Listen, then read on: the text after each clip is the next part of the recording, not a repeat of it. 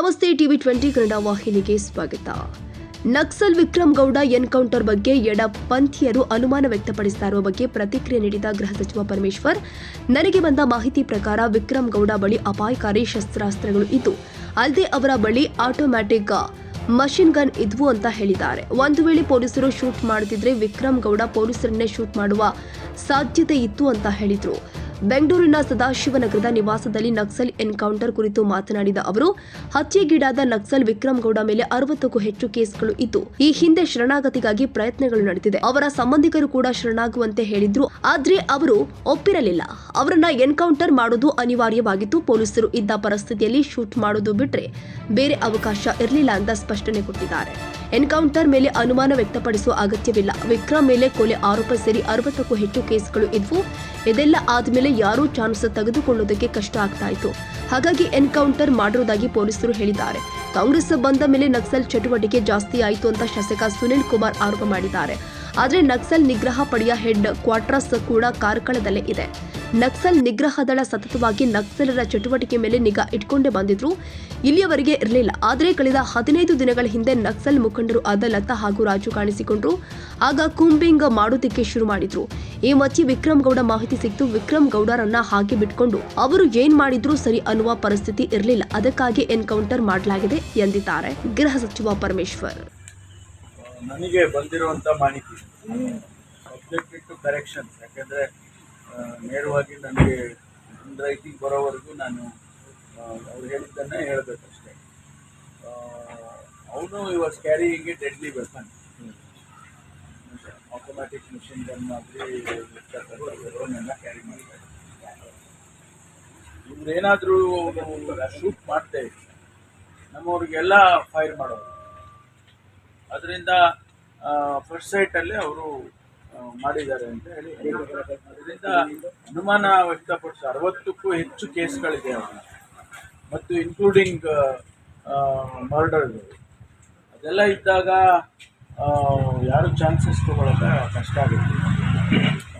ಅದರಿಂದ ಎನ್ಕೌಂಟರ್ ಮಾಡಬೇಕಾಗಿದೆ ಅಂತ ಹೇಳಿ ಅವರು ಹೇಳಿದ್ದಾರೆ. ಫರ್ದರ್ ಡೀಟೇಲ್ಸು ನಾನು ಅವರೆಲ್ಲ ಬಂದು ರೈಟಿಂಗಲ್ಲಿ ಡಿಪಾರ್ಟ್ಮೆಂಟಿಂದ ಬಂದ ನಾನು ಶೇರ್ ಮಾಡ್ಕೊಳ್ತೀನಿ. ನಮಗೆ ಒಂದು ಮಾತು, ಸರ್ಕಾರ ನಮ್ಮದು ಬಂದ ಮೇಲೆ ನಕ್ಸಲ್ ಆ್ಯಕ್ಟಿವಿಟಿ ಜಾಸ್ತಿ ಆಯಿತು ಅಂತೇಳಿ ನಾನು ಸುನೀಲ್ ಕುಮಾರ್ ಅವರು ಹೇಳಿದ್ದಾರೆ. ಅವ್ರದ್ದೇ ಏರಿಯಾ ಕಾರ್ಕಳ, ಹೆಬ್ರಿ ಅದೆಲ್ಲ ಅವ್ರದ್ದೇ ಏರಿಯಾಕ್ಕೆ ಬರುತ್ತೆ. ANF ಅಲ್ಲೇ ಹೆಡ್ ಕ್ವಾರ್ಟರ್ಸ್ ಇದೆ. ನಮ್ಮ ANF ಆಂಟಿ ನಕ್ಸಲ್ ಫೋರ್ಸ್ ಏನಿದೆ ಅದಲ್ಲೇ ಹೆಡ್ ಕ್ವಾರ್ಟರ್ಸ್ ಕಾರ್ಕಳದಲ್ಲೇ ಇದೆ. ಅವು ಸತತವಾಗಿ ಯಾವಾಗಲೂ ಕೂಡ ಒಂದು ನಿಗಾ ಇಟ್ಕೊಂಡೇ ಬರ್ತಾ ಇದ್ರು. ಇಲ್ಲಿವರೆಗೂ ಇರಲಿಲ್ಲ. ಮೊನ್ನೆ ತಾನೇ ಹೋದ 15 ದಿವಸನೋ ಏನೋ ಕಾಣಿಸುತ್ತೆ. ಅದು ಹಿಂದೆ ಒಬ್ಬರು ಲತಾ ಅಂತ, ಒಬ್ಬರು ರಾಜು ಅಂತ, ಅವರಿಬ್ಬರು ಲೀಡರ್ಸ್. ಅವರು ಸೈಟ್ ಆದರು ಅಂತ ಹೇಳಿ ನನಗೆ ಅವರು ವರದಿ ಕೊಟ್ಟಿದ್ರು.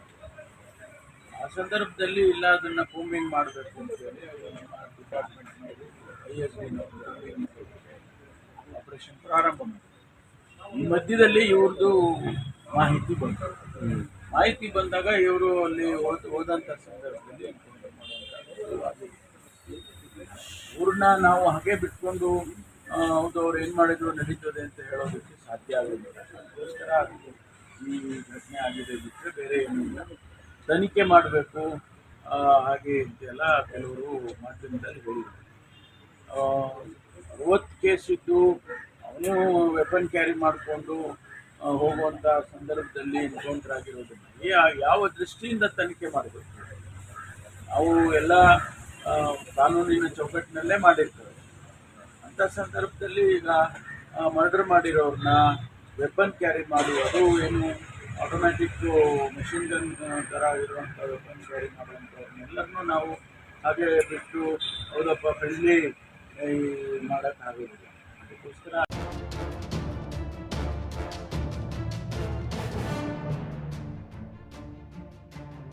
ಕನ್ನಡಿಗರ ಮೆಚ್ಚಿನ ನಿಮ್ಮ ಟಿವಿ 20 ಕನ್ನಡ ವಾಹಿನಿ ಇದೀಗ ಟಿವಿಯಲ್ಲಿ ಲಭ್ಯ. ಕರ್ನಾಟಕ ಮತ್ತು ದೇಶ ವಿದೇಶದ 360 ಡಿಗ್ರಿ ಸುದ್ದಿ ವಿವರವನ್ನ ಪಡೆಯುವುದಕ್ಕೆ TV20 ವಾಹಿನಿಯನ್ನು ಲೈಕ್ ಮಾಡಿ, ವಿಡಿಯೋಗಳನ್ನು ಶೇರ್ ಮಾಡಿ, ಕಮೆಂಟ್ ಮಾಡಿ, ಸಬ್ಸ್ಕ್ರೈಬ್ ಮಾಡಿ. HCN ಕೇಬಲ್ 842 ನಂಬರ್ನಲ್ಲಿ ಹುಕ್ಕೇರಿ ತಾಲೂಕು ಹಾಗೂ ಸಂಕೇಶ್ವರದ ಸುತ್ತಮುತ್ತಲಿನ ಹಳ್ಳಿಗಳಲ್ಲಿ ಲಭ್ಯ. PCN ಕೇಬಲ್ 129 ನಂಬರ್ನಲ್ಲಿ ಹಾರುಗೆರೆ ಸುತ್ತಮುತ್ತಲಿನ ಹಳ್ಳಿಗಳಲ್ಲಿ ಲಭ್ಯ. ರಾಯಬಾಗ್ ಡಿಜಿಟಲ್ ಚಾನೆಲ್ ಕೇಬಲ್ 80ನೇ ನಂಬರ್ನಲ್ಲಿ ರಾಯಬಾಗ ತಾಲೂಕಿನ ಸುತ್ತಮುತ್ತಲಿನ ಹಳ್ಳಿಗಳಲ್ಲಿ ಲಭ್ಯ. UDCN ಕೇಬಲ್ ನೆಟ್ವರ್ಕ್ ಉಗಾರ ಸುತ್ತಮುತ್ತಲಿನ ಹಳ್ಳಿಗಳಲ್ಲಿ ನಿಮ್ಮ TV20 ಕನ್ನಡ ವಾಹಿನಿಯೂ ಲಭ್ಯ.